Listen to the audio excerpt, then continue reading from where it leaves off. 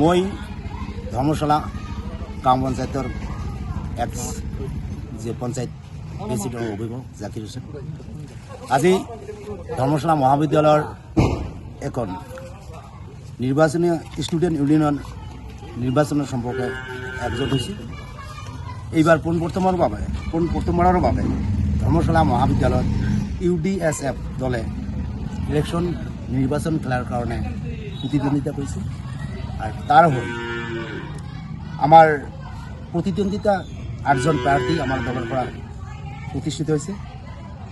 General secretary Jahidur Rahman, assistant general secretary Ibran Alam Mondal, magazine secretary Nazim Ali, social service and students welfare secretary Atufa Begum, ডেভিড and culture affairs secretary Fazlur Haque, games and sports secretary Mustafizul Islam, boys common room secretary Moksedul Haque আৰু girls common room secretary Moromi Roy. এইবাৰ প্ৰথম ধৰ্মশালা মহাবিদ্যালয়ত UDSFৰ পৰা প্ৰতিদ্বন্দ্বিতা কৰিব নেকি? হয়, এইবাৰ আগৰবাৰ ইলেকশ্যন হৈছিল। ইলেকশ্যনত আমাৰ এই UDSF দলে প্ৰতিদ্বন্দ্বিতা কৰা নাই।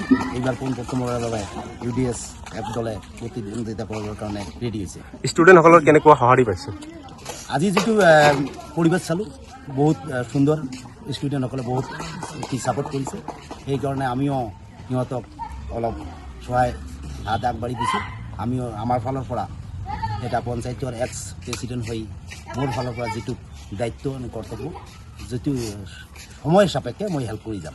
মানে UDF দলৰ কৰ্মীসকলে এই নিৰ্বাচনত, কলেজৰ নিৰ্বাচনত সক্ৰিয়ভাৱে সহায় কৰিব না?